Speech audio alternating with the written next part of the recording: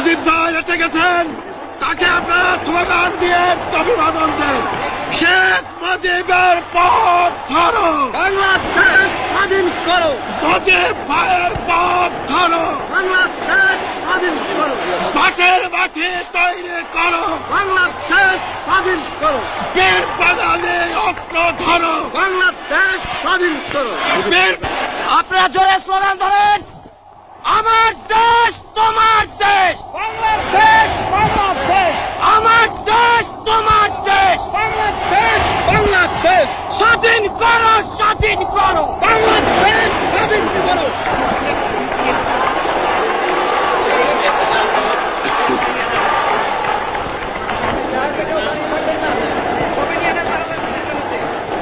ভাইরা আমার, আজ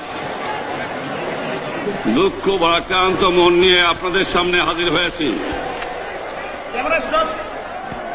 আপনারা সবই জানেন এবং বোঝেন আমরা আমাদের জীবন দিয়ে চেষ্টা করেছি, কিন্তু দুঃখের বিষয় আজ ঢাকা, চট্টগ্রাম, খুলনা, রাজশাহী, রংপুরে আমার ভাইয়ের রক্তে রাজপথ রঞ্জিত হয়েছে। আজ বাংলার মানুষ মুক্তি চায়, বাংলার মানুষ বাঁচতে চায়, বাংলার মানুষ তারা আজ তার অধিকার চায়। কিন্তু দুঃখের বিষয়, আজ দুঃখের সঙ্গে বলতে হয় 23 বছরের করুণ ইতিহাস, বাংলার অত্যাচারের, বাংলার মানুষের রক্তের ইতিহাস, 23 বছরের ইতিহাস, মুমূর্ষ নরনারীর আত্মনাদের ইতিহাস, বাংলার ইতিহাস, এদেশের মানুষের রক্ত দিয়ে রাজপথ রঞ্জিত করার ইতিহাস। 1952 সালে রক্ত দিয়েছি, 1954 সালে নির্বাচনে জয়লাভ করেও আমরা গদিতে বসতে পারি নাই।